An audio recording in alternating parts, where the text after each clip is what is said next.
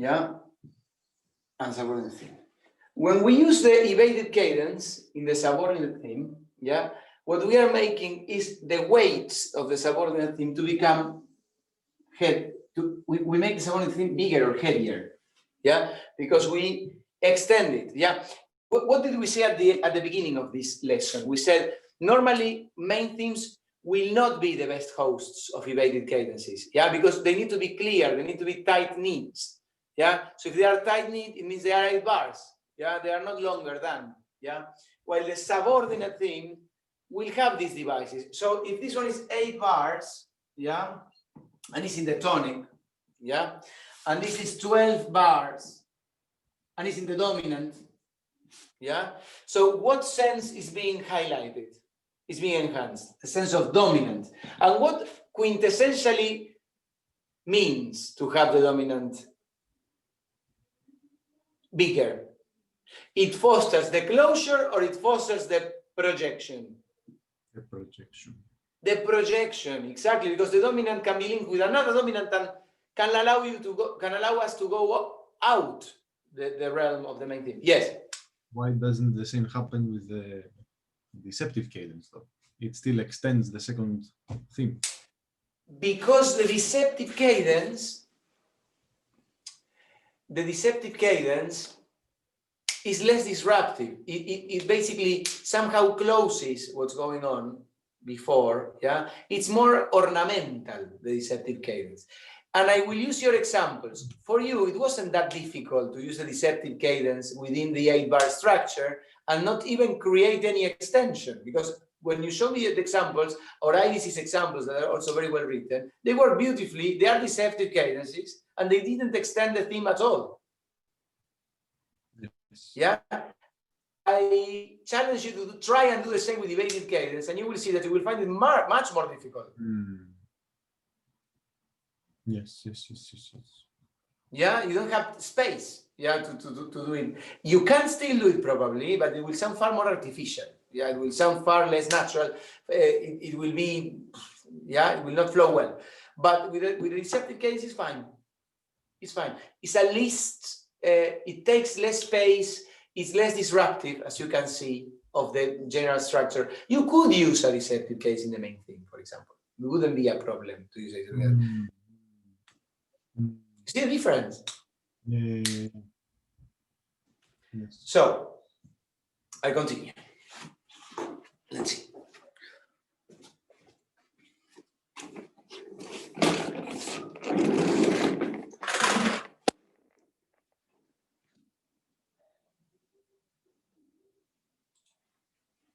We said, in the abandoned cadence, the effect is less pronounced as the harmonic progression. Let's just go back to my own. Can you see me? No. Can I? No. Can I? Right.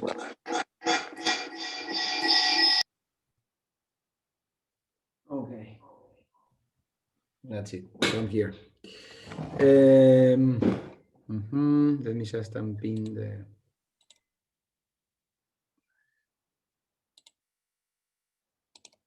That's it. Okay, so I come back to explaining. In the abandoned cadence, for example, the effect is less pronounced as the harmonic progression tends to lose its sense of direction, yeah, and therefore the music tends to wander off somewhere else before returning on track toward another cadence. Yeah, in the abandoned cadence, this disruption is done so. Yeah, yes. I haven't seen the abandoned cadence really. Does the abandoned cadence also need a real cadence after, like the rest of them? Yes, it does. Okay. It does. But it's so subtle, the abandoned cadence is so subtle that sometimes it even, when we are analyzing the pieces, yeah, we can fail to see it. Yeah, we can think it's just the natural flow of just a longer progression. Yeah, it's very hard to see the abandoned cadence. You will see the examples when we see abandoned cadence that it's the finest of all the disruptions. Yeah, it's very elegant. It's very difficult to produce when you're a composer as well. It's a very smart one. Yeah, yeah, very very, how to say, very polite, extremely polite. Yeah, the opposite to this one. This one is very. This is not polite. Yeah, this is. It's like someone is talking and someone starts talking on top. Talking on top. Yeah, so it's the least polite of them. In the deceptive cadence, talking about, it's a nice example actually. In the deceptive cadence, it's like two people are talking, right, and one just express a sense of deep disappointment, yeah, but finishes the phrase, yeah, and the other one carries on with something else, and finally the first one ends, right? In the evaded cadence, someone is talking, and the person in front of that one that is talking just disrupts the conversation, like and with a scream, nothing to do with what's happening in the conversation, yeah, terribly rude, yeah, and then somehow the other one, yeah, when allowed by the impolite person who stopped the conversation, yeah, then finishes at the end. In the abandoned cadence, something completely different happens. In the abandoned cadence, it's like the first speaker, yeah, blends into, yeah, the following speaker. Yeah, it's much more sophisticated. Yeah, it's like you participate the other person. Yeah, it's as you say, well, I believe that you are talking about vaccines. Let's talk about, I think this is very important actually. You have it clearly like that, like a speech. We are talking about coronavirus vaccines. Sorry if idiosyncratically, yeah, it's just an example. Yeah. So someone is talking about vaccines and saying, well, we have these two vaccines, the AstraZeneca one and the Russian one. What do you think about it? Well, and then the other person says, well, I prefer to not get any vaccine now. I would rather just allow people to get it first. I don't know. People are saying these kind of things lately. And then the other one says, oh, actually, you're right, but I am more prone to the Oxford one. Finish of the end of the conversation. There is no conflict. Yeah. There is just two opinions. Yeah. One, the first speaker, yeah, reach an end, but there is no, if someone is listening to this from outside, it looks like two teachers, no, doing a shared lesson. That's the abandoned cadence, yeah. The evaded cadence, I'm talking about the vaccine, and then I have a speaker in front of me, yeah, and the stops and says, you're talking nonsense. We can't take the vaccine now because we don't know its effect. We don't know if it's safe. So it's completely stressing the situation. Yeah. In the deceptive cadence, I'm talking about the vaccine. I say, oh, but unfortunately, I don't really know if we will eventually find a vaccine. Right? And then someone else says, well, but we have a treatment. Yeah. So it tries to catch up and say, well, we will find a solution to the coronavirus at some point by means of one or the other. Yeah. So yes, it's disruptive, but it's far less disruptive. Yeah. I somehow showed you my disappointment, yeah, with the reality. Okay, not with the following phrase, not with the content of what the other speaker is saying, with my own self, and or with my perception of reality. That's a deceptive cadence. Yeah, it's expressive. It shows disappointment. Yeah, you understood it in this way better? Yes. Good. So I have to give you a couple of examples more, and then I will let you go. Yeah, because we will leave examples for the following sessions. It has been too much. You see that Evaded Cadence took all our practical session as well. So the use of evaded cadences is the most common way to extend cadential function in subordinate themes. I already told you that. Yeah. In most cases of evaded cadences, the cadential dominant moves to tonic in first inversion, which distracts the listener from feeling the cadence resolving at that point. Yeah. So the rival chord, I always, just to make clear the explanation, I told you that we will reach the rival chord on root tonic, but that doesn't mean that it has to be like that. Yeah, I just try to make it clear for you, at an early stage of this moment. Now, I revisit something I also said, that the arrival chord could be the X chord, could be anything. Yeah, it could be whatever you want. It doesn't need to be even the root tonic, but not necessarily the root tonic. Yeah. The most, now in common practice, yeah, the most common arrival chord is tonic in first inversion. Okay?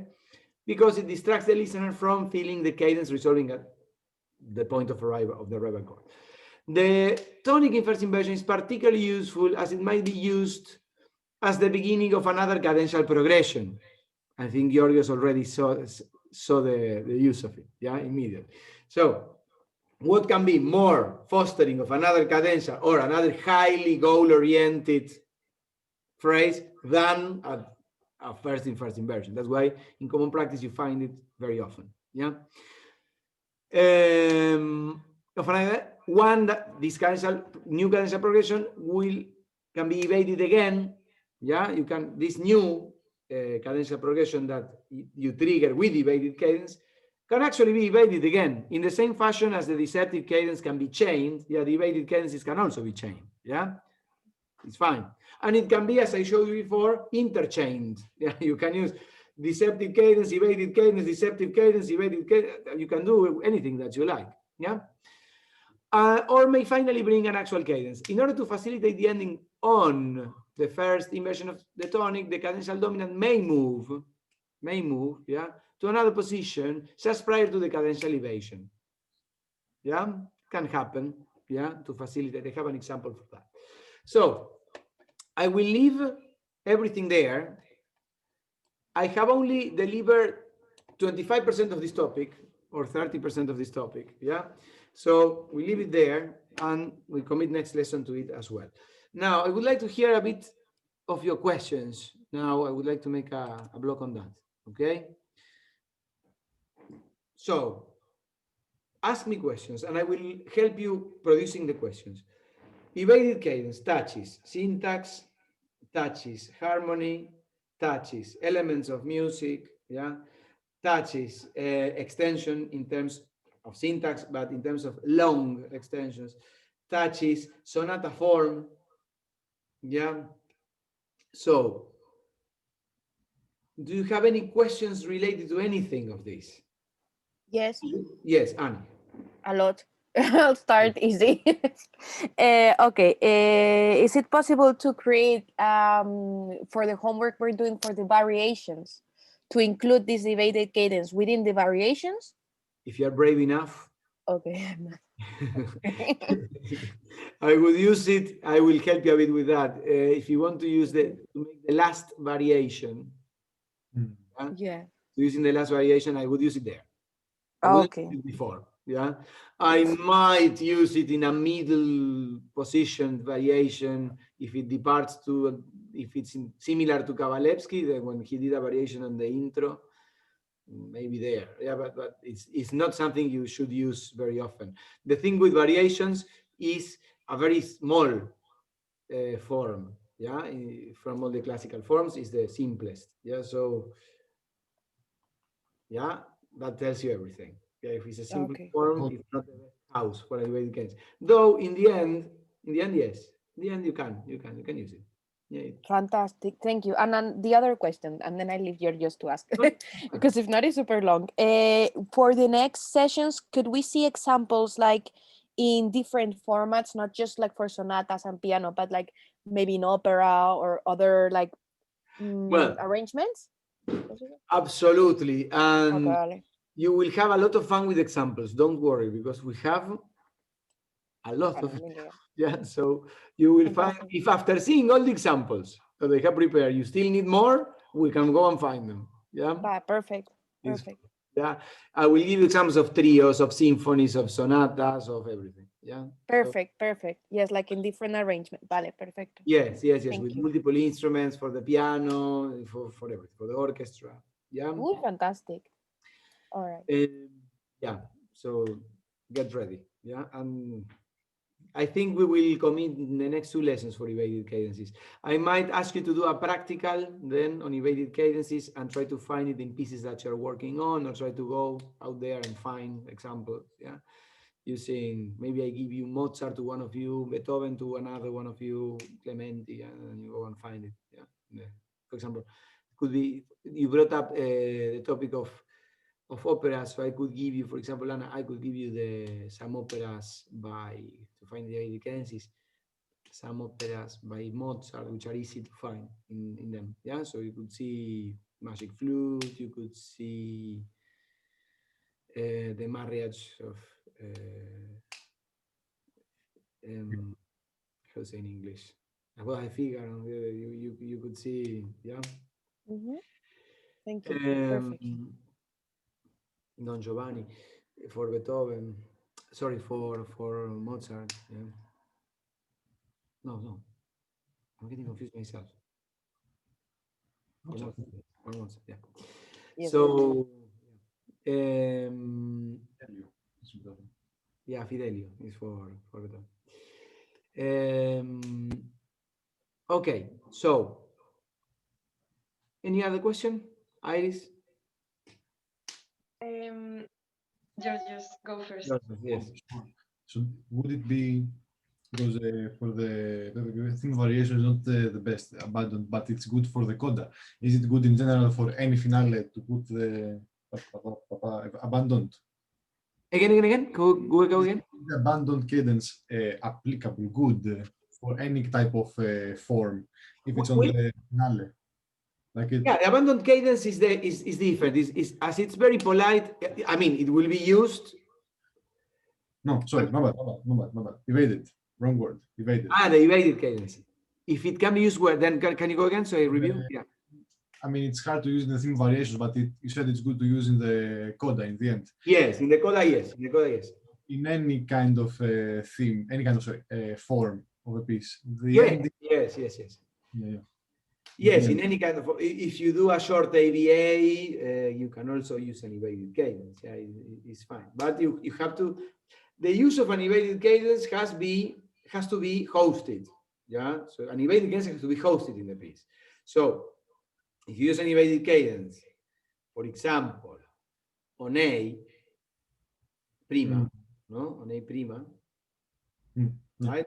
It will affect the shape of the ABA, because if you already have, ABA has an emphasis on A, right? And if you on top of that use an evaded cadence on A prima, that will affect the size of B. Because if you have a short B, like a standing on the dominant thing of 4 bars, just doesn't counterbalance anything. Yeah, so it has to be. You understand what I mean? It affects the hyperstructure of the piece. It's not just a decision. Yeah, in a small form like that one, the sonata form is by default prepared to have an evaded cadence. Yeah, because you have the main theme, you have an intro, you have transitions, you have the development. So it's big enough for anything to place there. But there are certain other forms which will need a bit of planning, as you're doing with the theme. Otherwise, it doesn't just sound not professional. Yeah, to have an evaded cadence there. Another question? I mean, mine is just to make sure I got it right. I know we repeated so many times in this hour, but so the syntax is what shouldn't change, right? I mean, syntax again. So when you have the evaded cadence, we said that if the harmony and the syntax both changed, then it wasn't an evaded cadence. I don't know if I got it right. Yes, no, it's a good question. So the harmonic progression as such, in the evaded cadence, the harmonic progression as such might look accomplished, which means you would see, it can be the case that you see fourth, first in second inversion, fifth, and tonic, right? So the harmony completes, yeah, but the syntax doesn't. Yeah, because something else starts on the tonic. That's what I meant. Yeah, it's like harmony and syntax are not going in parallel. Yeah, necessarily. Yeah, they can do different trips. Okay. Yeah, for the first side, then someone can argue, well, they actually are aligned because that arrival tonic, strictly speaking, belongs to the harmonic analysis of the following phrase.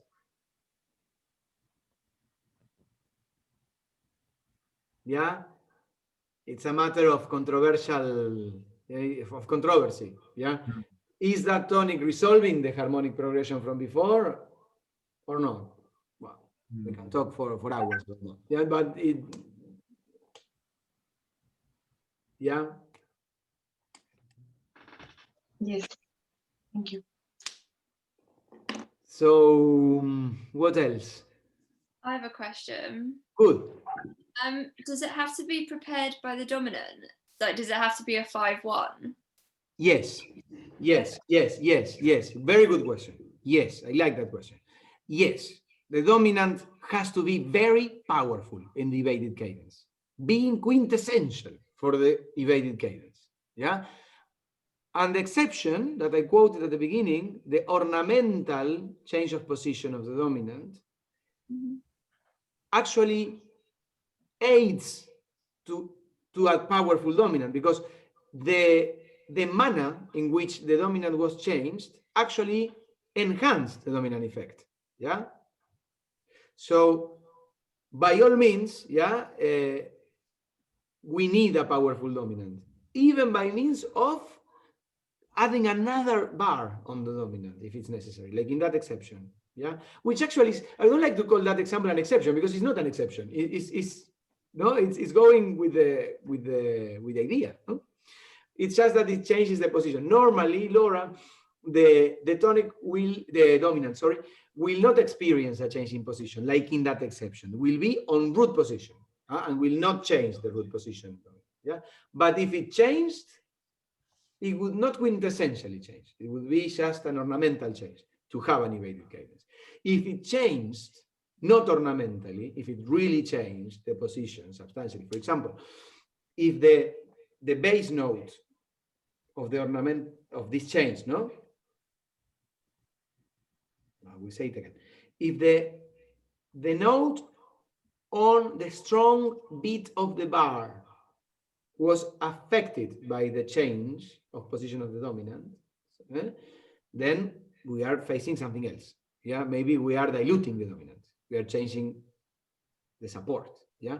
So for example, if the dominant is E major, right, and in bar 1 of this example, we are on E major root position, and then in the following bar we are on E major but strong part of the beat. We are on and in stepwise motion, so not changing the register like we did in the exception. In the exception, we changed the register. We were up there. Yeah, but in stepwise motion and comparing the strong part of the beat, we change that position. So we leap. For example, we go from E to G sharp. Then yes. Then we might be heading towards an abandoned cadence rather than an evaded cadence. Okay? Yeah. Good.